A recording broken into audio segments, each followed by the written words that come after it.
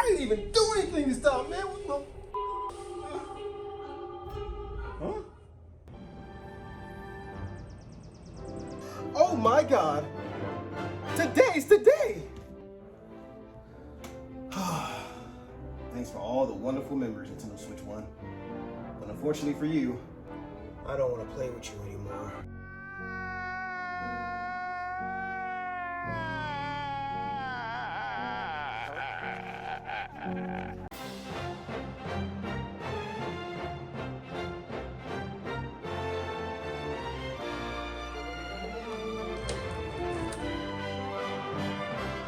Oh my God!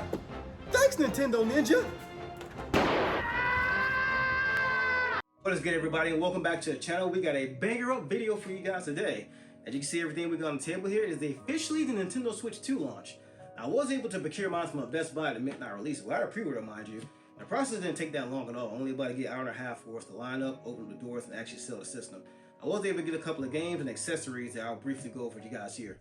Well, I was able to get the games from a plug of mine because I damn sure as well wasn't going to pay $80 for a certain game, if you know what I mean. So, so if you're watching this, my boy, I greatly appreciate it. But the games I was able to get from my plug here are Cyberpunk 2077 with the DLC included, and Mario Kart World, which is of course the must-have for the system at launch.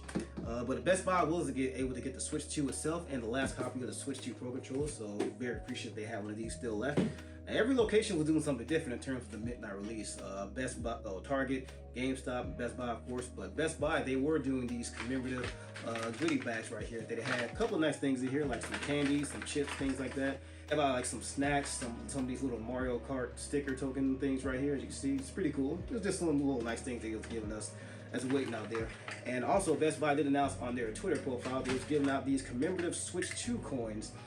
These are only available in limited numbers. Each store had different numbers, but the one I was at only had about 50. So I was very fortunate to be able to get one of these because I was 28 in line. So appreciate you for hooking us up, Best Buy. Really do like this. Everybody and their mom was already doing unboxing videos for the Switch 2, so I'm not going to take too much of you guys' time with that. So we're going to do a rapid fire on the unboxing real quick and get into the real meat and potatoes of this video. That being Switch 1 games running better on Switch 2. Well, for those of you who haven't seen the unboxing videos, this is for you. So let's go ahead and get this over with, shall we? Woo, wait, I'm a section 8. Now, I gotta throw out a disclaimer. I haven't played any Switch 2 games on this thing yet because I was completely enamored about what this hardware was gonna do with the Switch 1 library. Now, mind you, I got over 160 physical Switch games and about 60 or so digital games. So my focal point was seeing what this hardware was gonna do for the Switch 1 library. And I got a lot of third-party games that actually I'm kind of ashamed I actually got on the Switch just to have a portable factor. But what this Switch 2 hardware did with it in terms of performance, I'm actually glad I got the Switch 1 version. So today we're going to go over a couple of games that I got on the Switch 1 that surprisingly nobody's really talking about that much. And we're going to highlight them today so you guys can see what you'll be in for when it comes to the backwards compatibility with the Switch 2 going forward. Lollipop Chainsaw on Switch 1 was pretty rough. The frame rate dipped to as low as the 10s during combat and busy scenes, making the gameplay feel a bit sluggish and choppy. On top of that, with the weird ghosting artifacts that appear around Juliet's body, adding in a visual mess. Resolution hovered around 720p in handheld mode and around 900p docked, but the poor performance overshadowed it. On Switch 2, it's a night and day difference in the improvement. The game now runs much more closer to a stable 60 frames per second. The ghosting is largely gone, and the resolution boosted to crisp 1080p docked and around 900p handheld, finally delivering that smooth, flashy action gameplay that it was meant to have.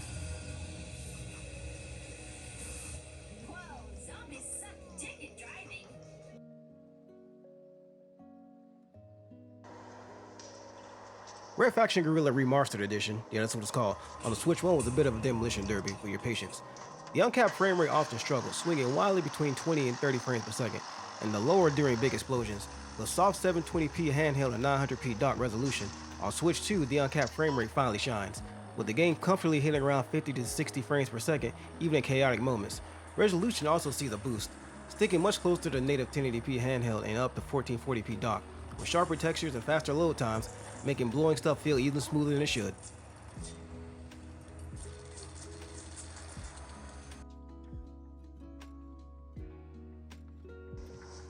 Proteus on Switch 1 struggled to keep up with its fast-paced, effect-heavy gameplay. Frame rates just were very noticeable, often dipping below 30 frames per second during intense firefights, which made the action feel a bit choppy. Resolution set around 720p handheld and around 900p dock, with soft and grainy imagery. On Switch 2 is a major improvement. The game holds much closer to smooth 60 frames per second, and even more chaotic moments. The resolution is boasted around 1080p docked and around 900p handheld, finally delivering that crisp, fluid, retro shooter experience the game deserves.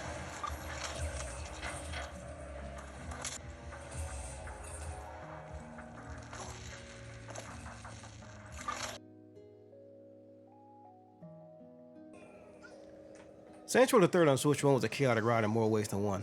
The uncapped frame rate constantly shifted between the mid-30s and low 40s with no consistency, making driving and bit shootouts feel a bit jittery. The resolution stayed around 720p handheld and roughly around 900p docked, with blurry textures included. On Switch 2, the game finally gets the stability that is so rightfully needed.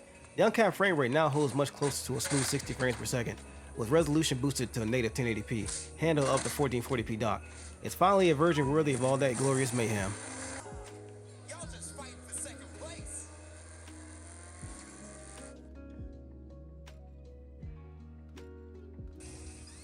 Sonic Superstars on Switch 1 aimed for around 60 frames per second and often hit it, but not without hiccups. Certain stages and effects caused noticeable drops into 50s, breaking the flow of the signature Sonic speed. Resolution was around 720p handheld and 900p docked, with occasional softness and busy screens. On Switch 2, the experience is much more solid. The game maintains a consistent 60 frames per second across the board, with resolution bumped to a native 1080p handheld and up to 1440p docked, making the vibrant visuals and fast-paced gameplay shine the way it was meant to.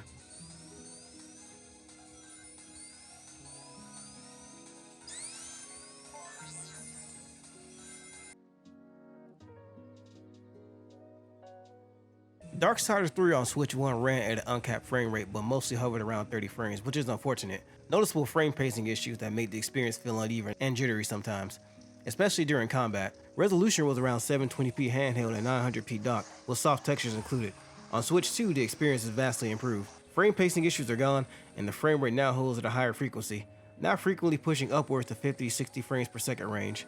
Resolution is also sharper as well, hitting native 1080p image docked and 900p handheld, delivering a much smoother and vastly polished experience.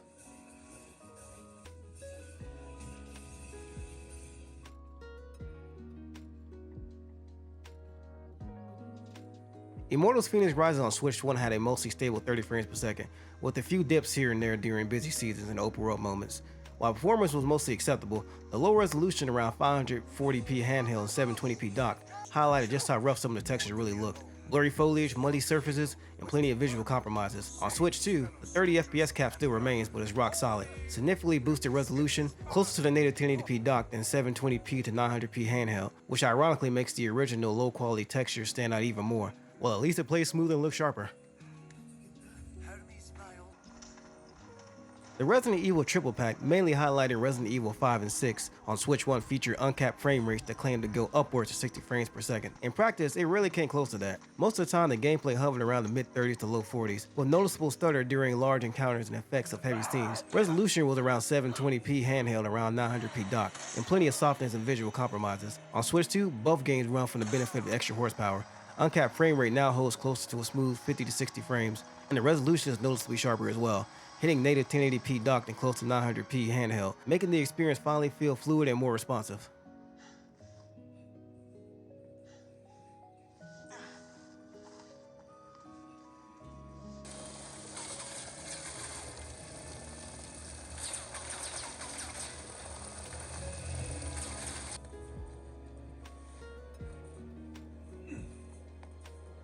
Come on, it's not over yet.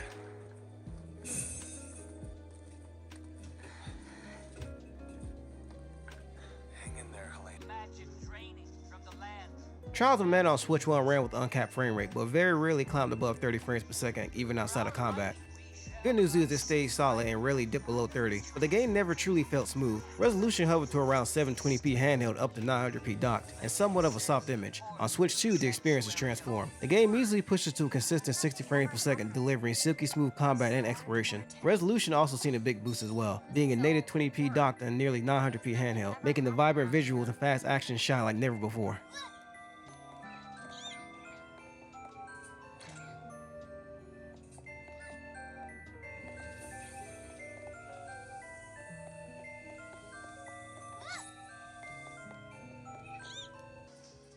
Neo the World ends with you on Switch 1 ran an uncapped frame rate that hovers around 45 frames per second range.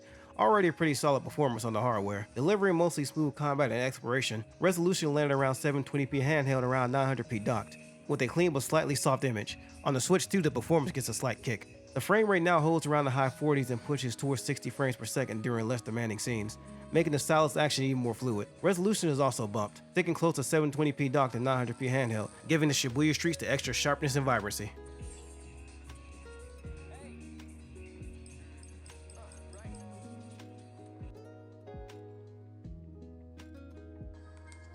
Now I saved this one for the very last because this is a weird one. Kingdoms of Amalur Re-Reckoning on Switch 1 supposedly capped at 30 frames, and it mostly stays that way, delivering a stable but yet unremarkable experience at 720p handheld and 900p docked. But when I tested on Switch 2, things got a little weird, I can't even hold you. The game displays a strange translucent mirror sky-like effect that's not present on the Switch 1 version. I mean, take a look at this. Suggesting possible compatibility quirks. Even stranger, when docked back to Switch 2, the frame rate randomly jumps past the 30 frames per second cap, hitting as high as the 50s, making it one of the oddest Switch 1 backwards compatibility that I've tested so far. So buyers beware, it may not have consistency on Switch 2.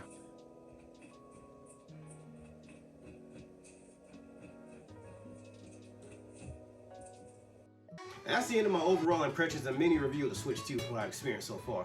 Now, I've been thoroughly enjoying this thing since I got it day one, especially what it's been doing with a lot of Switch 1 games. Granted, I haven't played any Switch 2 titles on it yet, but for everything I've seen on social media, it's working really great with those titles, and eventually I'll get to it. Now, granted, I only showed you guys about a good 10 or 11 games so far in this video, and I have way more than that I can easily test for the videos, but that'll easily be about a 2-hour video, so I'm not gonna put you guys through that.